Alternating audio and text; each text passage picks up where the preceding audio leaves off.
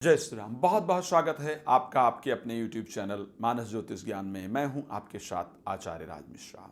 एक आजकल की जो परिस्थिति उठा करके देखा जाए, एक तो मैरिज बड़ी लेट होती है, कई बार होती नहीं है, बड़ी देर हो जाता है रिश्ते तय करने में, और फिर भाग दौड़ भरी जिंदगी, कभी ये काम कभी वो काम, कभी इस प्रकार की परिस्थितियाँ, एजुकेशन प्राप्त करना है, नौकरी करना है, फिर मैरिज करना है।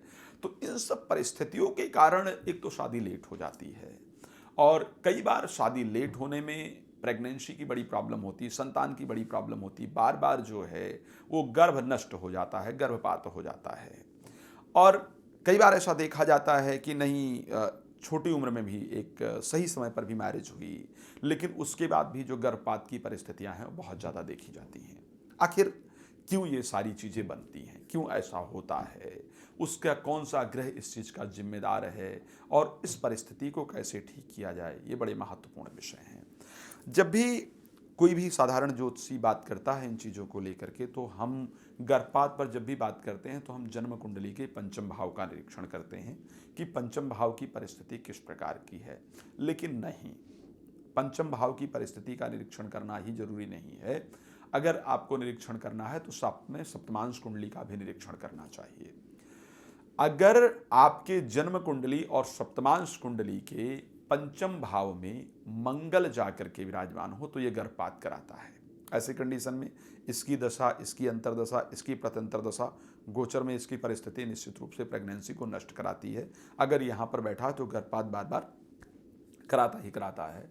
पंचम भाव में राहु बैठा हो, पंचम भाव में केतु बैठा हो, पंचम भाव में सूर्य जाकर के बैठ जाए तो ये प्लैनेट निश्चित रूप से बार बार गर्भपात कराने को तैयार होते हैं।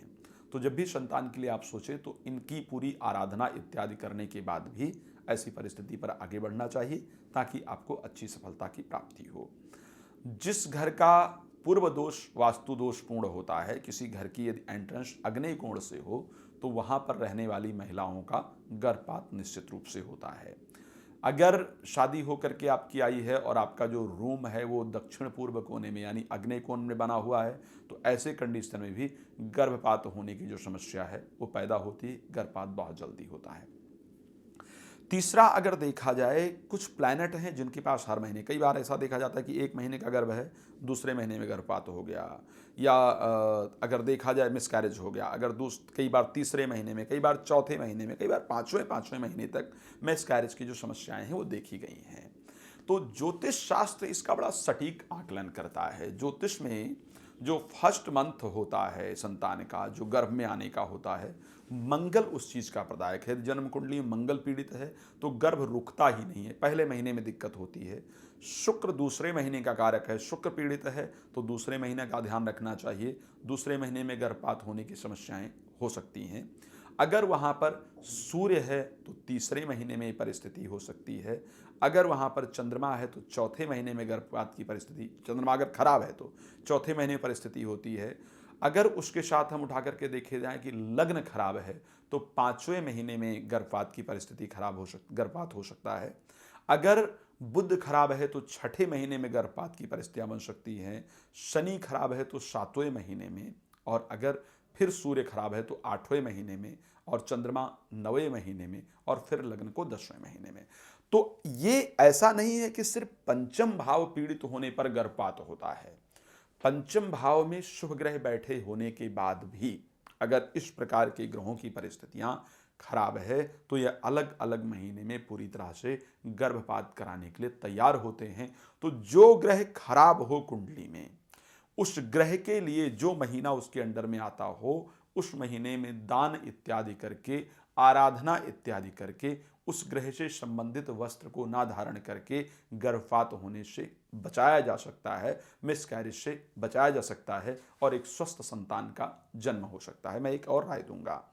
गर्भ गौरी रुद्राक्ष आता है। जब भी संतान गर्भ के अंदर हो या संतान की प्राप्ति की इच्छा हो तो गर्भ गौरी रुद्राक्ष महिला को धारण करके जरूर रखना चाहिए।